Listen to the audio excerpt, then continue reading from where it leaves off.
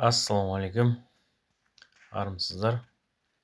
Бүгін біз Павлодар облысы Май ауданына барып қайттық. Май ауданында Көктөбе деген ауыл, Май ауданы орталығы екен. Сол жерге шынын айтқанда сол жұмыс іздеп барып қайттық. Маған емес, әрине, мен осы жердегі оңтүстіктен келген бір отбасыға. Май ауданының бізге Май ауданы жақын екен да, сол Павлодар қаласына жақын екен, 120 километрдей жерде екен. Және көлік логистикасы жақсы дамыған деген, сондықтан сол Май ауданын барып көрейікші деді. Сол жерге барып көріп қайттық. Енді мен мына видеоны менің минустарым деп салам ба, немесе өкінішім деп салам ба, қазір сондай тақырып қоямын. Өйткені бұл жақты мен бірінші рет көрдім. Қазір 8 жыл болды мен осы жақта тұрып жатқаныма, бірақ мен осы жақтарды бірінші рет көрдім. Көрдім де неге мен аралап көрмедім? Өйткені бұл жақта жаңағы халық неге жақын, одан кейін қазақи екен, қазақша, барлық қазақша бізге жаңағыдай көңіл аударылып сөйлегені, халқының сөйлегенінің өзі ұнады. Сұрақ қойғандарының өзі әдемі. Бәрібір бізде мына Железин ауданында болғанда бұл жерде көбінесе орысша. Сіз орысшадан қиналам десеңіз, онда сол Май ауданына барып көріңіз деген нені айтқым келеді. Сондай бір кеңес бергім келеді. Өйткені сол Май ауданына барғанда бірде-бір орысша сөйлеген адамды көрген жоқпыз. Және сол Май ауданында адамдардың жалпы көңіл күйі және ауылда ғой енді. Ауылдағы адамдардың көңіл күйі және бізге деген көзқарасы өте күшті болды. Келіңіздер, көріңіздер. Біз жаңағыдай мұғалім жағынан жұмыс табылып тұрды. Екінші жағынан шаруашылық жағынан дипломы жоқ адамға қандай жұмыс бар десек, жұмыс табылады, көріңіздер деген сияқты. Әрбір кездескен жалпы көшеден көрген адамның өзі, ой, бұл жерде жұмыс істеп жүр ғой, әйтеуір қимылдаған адамға табылады деп, басу ретінде болсын, солай айтты. Соның өзі демеу болды. Кейін таптық бір жұмыс. Бұл жерде Ақжар өндіріс деген не бар екен, кәсіпорын бар екен. Сол жерден жұмыс табылды деуге болады. Енді ар жақын сөйлеп жатыр, үй жайын деген сияқты. Мынау Ақсу қаласында 50 мыңдай халық тұрады бұл жерде. Осы зауыттар бар, 2 зауыт бар бұл жерде. Соның мұржалары.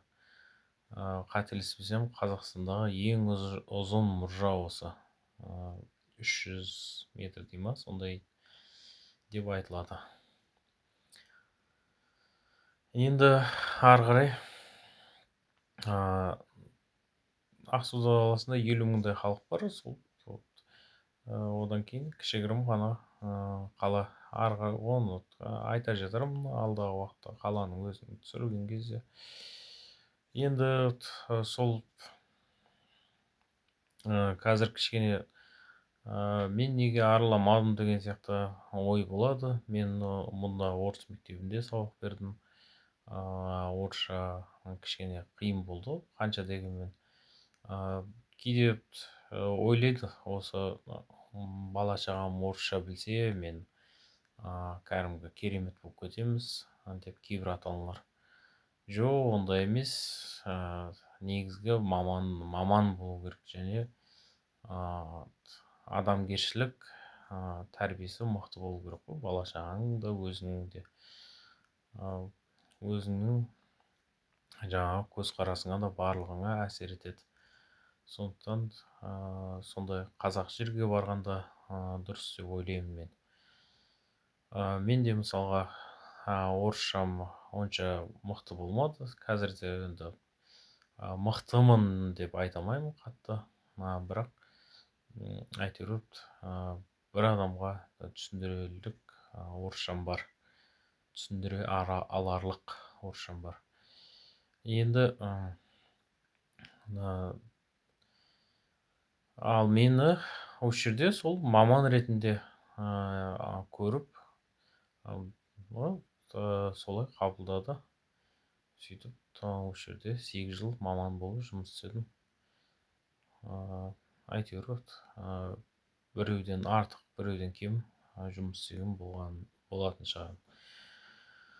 Өте мықты жұмыс істедім деп айта алмаймын, бірақ табысым барлығы жақсы болды. Әйтеуір жақсы көңіл бөлдім. Мен өзім тұрған жерімде ондай не деп жамандыққа қимаймын. Өйткені осы жерден нанымды тауып жедім. Барлығын, жақсылығын да көрдім. Халқының болсын. Бірақ енді мына жақта жаңағы Май ауданында қазақылық жағынан бізден оңтүстіктен қарағанда да мықты ма деп ойлап қалғансың ғой. Өйткені сондай бір керемет сезіммен қайттық. Жаңағы отбасы да, жұмыс іздеген отбасы да сондай сезіммен қайттық. Әлі 2-3 күн болды, соны бірге әңгімелесіп, сондай екен, қандай екен деп соны әңгіме қылып жатырмыз. Өте керемет, осындай жолда барлығы тегіс екен. Және біз сол жерге барған кездегі шаруашылық негізінен ертістің жағасы болғандықтан суармалы шаруашылық екен. Шаруашылықпен айналысамын десеңіз де. Одан кейін мал шаруашылығы болсын, егін шаруашылығы болсын, барлығы керемет екен. Енді біз сол жаңа ертіс өзенінен 70 километрде шетке орналасқанбыз. Сондықтан бізде не жоқ еді, суармалы шаруашылық жоқ еді. Енді мына жерде барып көргеннен кейін өзеннің жағасында тұрғанда дұрыс па деп ойлайсың кейде. Сәл өзіңді жаңағыдай сейіл құрғанға да барып, шомылып қайтқанға да, болмаса балық аулап қайтсаң да деген сияқты сондай өзеннің жағасында тұрған дұрыс сияқты көрінеді. Өзен немесе тауда тұрсаң, болмаса өзенде тұрсаң деген сияқты ғой. Өзіңнің де жаңқалауың керек шығар, жұмыстан бөлек. Қазір тек қана өмір сүре білу керек. Сондықтан ол да болғаны дұрыс деп ойлаймын. Жаңағыдай өзеннің болмаса таудың болғаны деген сияқты, табиғаттың кереметтігін сезіне алған дұрыс сияқты деп ойлаймын. Сондай кішкене өкінбеймін, бірақ өкінгендей сезім пайда болды. Өйткені тағы бір 5 жыл өткеннен кейін ба, болмаса бір 3-4 жыл өткеннен кейін ба, осы жаққа ауысып кеткенімде қандай болатын еді деп. Оның үстіне оқушы саны да көп екен бұл жақта. 400-ден аса оқушы саны бар екен мектебінде. Сондай өте күшті, керемет сезімде барып қайттық. Табиғаты айтпаса да, бұл жақта жақсы табиғат деген оны айтудың уже қажеті жоқ деп ойлаймын. Ол алдыңғы видеоларымды көрсеңіздер де табиғаты өте керемет қой. ол жағынан енді бұл біздің ауылдың қазіргі мен тұрып жатқан ауылдың табиғаты да кем түспейді екен, өйткені біздің ауылда талдар көп көбірек. Сондай жалпы май ауданы Павлодардан оңтүстікке қарай жылжиды. Оңтүстікке қарай, Семейге қарай баратын жолда.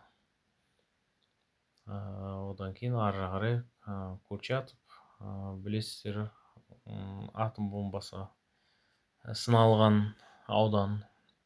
Дегелең дейді ғой, қазіргі қазақша аты Дегелең тауы бар. Дегелең тауы болғанда кішкене кішігірім тау. Солай орналасқан екен, сол жаққа қарай орналасқан екен. Ал біздің ауыл солтүстікке қарай кететін ауыл. Солтүстікке қарай кетеміз, бұлар оңтүстікке қарай кетеді енді. Сондықтан бірде-бір рет болсын бұл жолмен жүрмеген екенмін. Енді картамен былай айтумен білесің, бірақ өзім барып көзбен көргенім осы.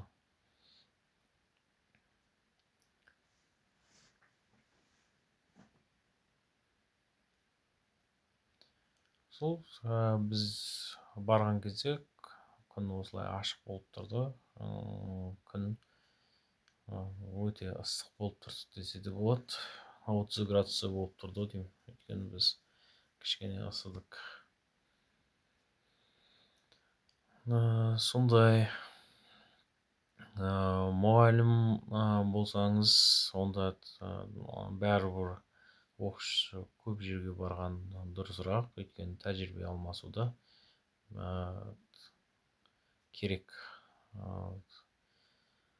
Кішігірім мектептерде тәжірибе алмасу кішкене қиындау. Ал оқушыңыз болса да, жаңағыдай оқитын, мектепте оқитын балаңыз болса да, онда да жаңағыдай қазақи ауылға барғаныңыз, және де жаңағыдай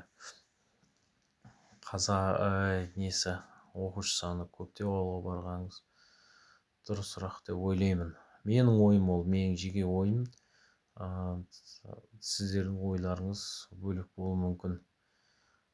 Сондықтан мені қатты сөкпеңіздер. Бірақ менің осы 8 жылда түсінгенім сондай болып көрінді өзіме. Бір жағынан ауылдарда да жаңағыдай оқушысы аз ауылдарда не қыласың, аяйсың, жабылып қалып жатса, осындай керемет ауылдар жабылып қалып жатса деп ойлайсың.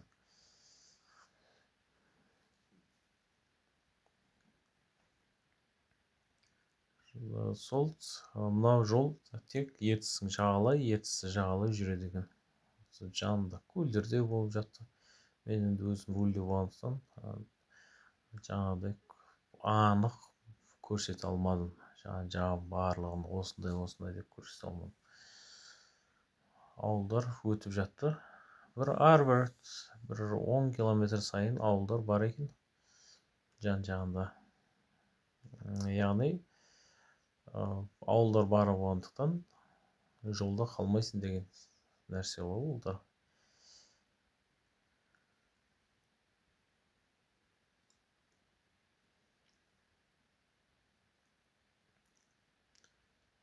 Ол да керек. Мен сол бір минустардың бірі осындай алдын ала барып қарап алмаған деп ойлаймын. Бір ауданды қарадым мен тек қана Кегінге келетін кезде.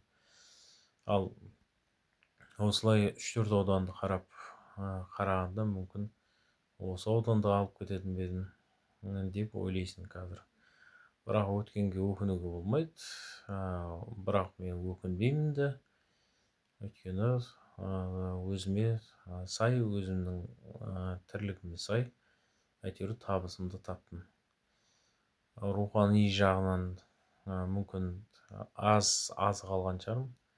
Қаржылық жағынан өзіме сай табыс таптым.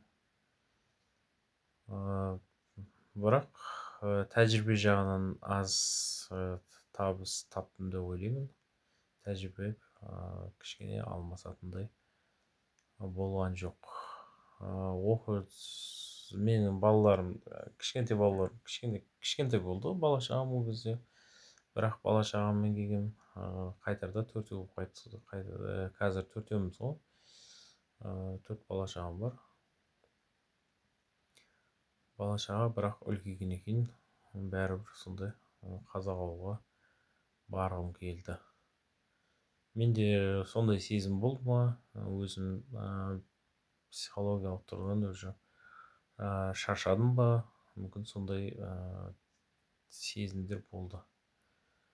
Ал қазір бір оңтүстіктен дәл қазір келетін болсам, мен осы ауылдарға баратын едім, қазақ ауылдарға, мына жердегі баратын едім.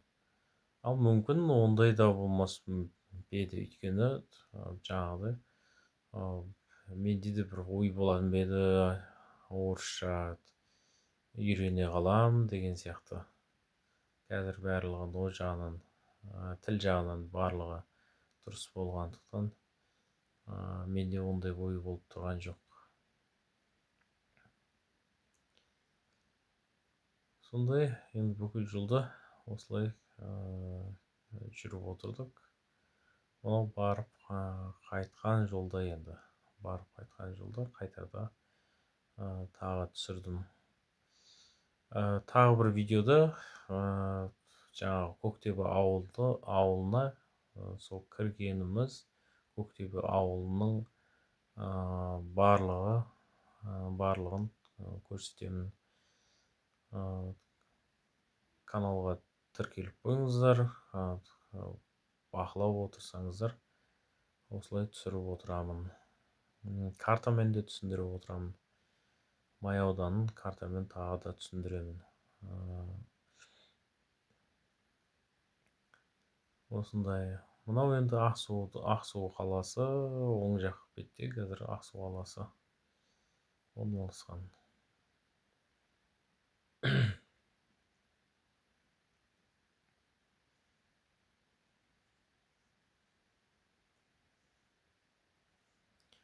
Павлодарға қайтар жол, бұл жерлердің барлығы. Осы Ақсуға келсеңіз де болады екен, өйткені Ақсу неден, Павлодардан бір 50 километр, 50 емес жалпы, бір 20-30 километрдей жерде екен Ақсу қаласы. Павлодардан шығасың, көпірден өтесің, Ақсуға келесің, болды екен. Осы жерден де жұмыс салып жатса, әрине көру керек, көретін жер екен. Жалпы қалаға жақын жерден жұмыс табылса жақсы екен негізі. Одан кейін менің қазіргі ойым осылай бір жерде жаңағыдай 3-4 жыл тұрып көрген екен, барлық жерін, басқа жерлердің барлығын аралап көру керек. Енді мынандай не жағынан, құжат жағынан, сіз бір ауданға келіп тіркелсеңіз, сол ауданда жұмыс істеу керексіз. Дипломмен жұмыс істейтін болсаңыз, 3 жылдық сізге не береді, подъемный беріледі. 3 жыл сіз сол жерде жұмыс істеу керексіз, подъемныйына ақша беріледі.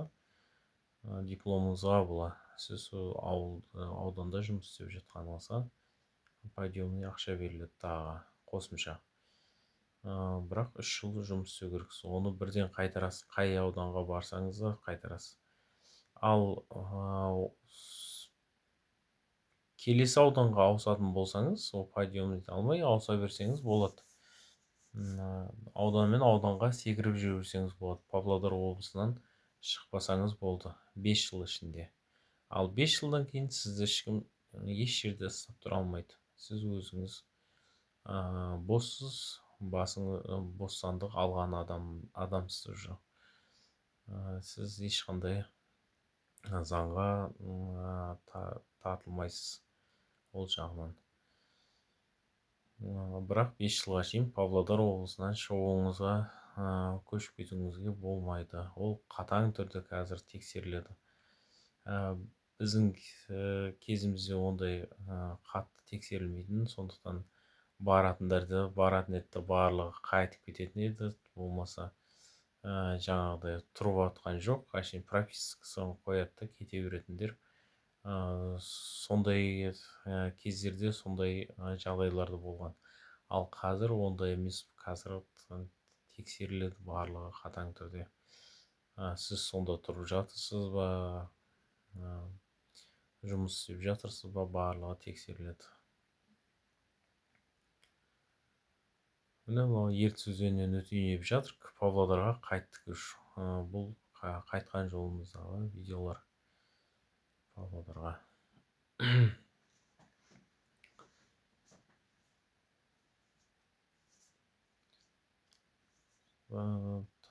Құжат жағынан сондай, әр балаға берілетін ақшалар бар. Жаңағы үйге берілетін ақша бар. Одан кейін неге жаңағыдай дипломға берілетін ақшаңыз бар, жұмыс істесеңіз. Одан кейін бізде Железин ауданында үйлер қымбаттап кетіпті, осы неге байланысты. Неге оңтүстіктен келіп жатқан адамдарға байланысты, және биылғы бөлінген ақшаға байланысты. Ал Май ауданында ондай әлі байқалмапты. Үйлер онша қымбат емес көрінеді салыстырмалы түрде.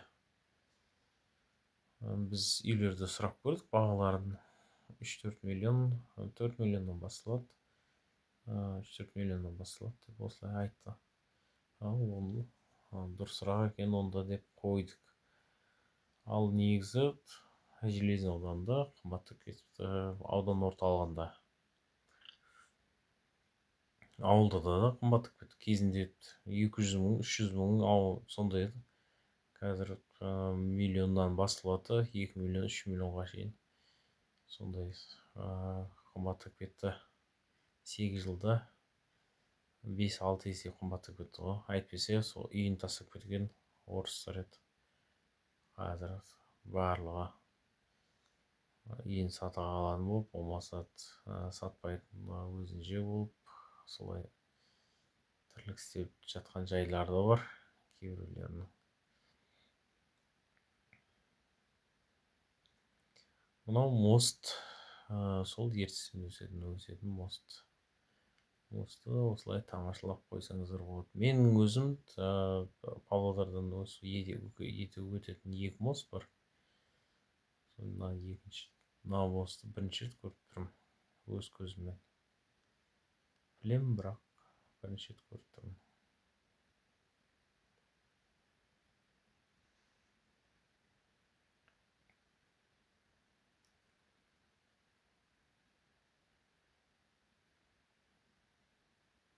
Жалпы сұрақтарыңыз болса қойыңыздар. Комментарияны оқып тұрам, комментарияға жазыңыздар, лайк басып кетіңіздер. Одан кейін өткенде комментарияға жазыпты, мына видеоны жаңағыдай үлкенінен қойыңыз, қоймайсың ба деп.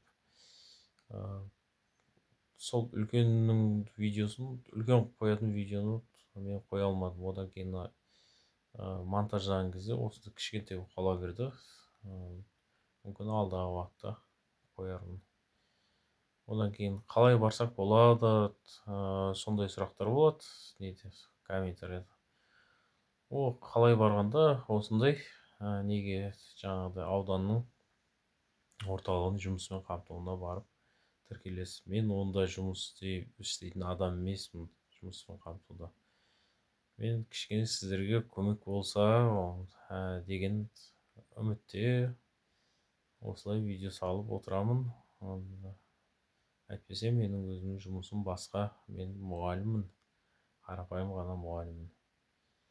Сол оңтүстіктен келгендер абдырап қалмасын, келген кезде жан-жағына қарап келсін деген оймен салып отырамын. Мүмкін мен видеоларымның ішінен өзіне ұнайтын ауданды, болмаса ұнайтын ауылды көріп қалып, барған кезде де осындай ауылды көрсек деп отырса, ол да бірдеңені білетінін көрсетіп отырса жақсы емес пе деген ойда саламын. Сондай. Әйтпесе менің бұл жұмыспен қамтуға ешқандай қатысым жоқ.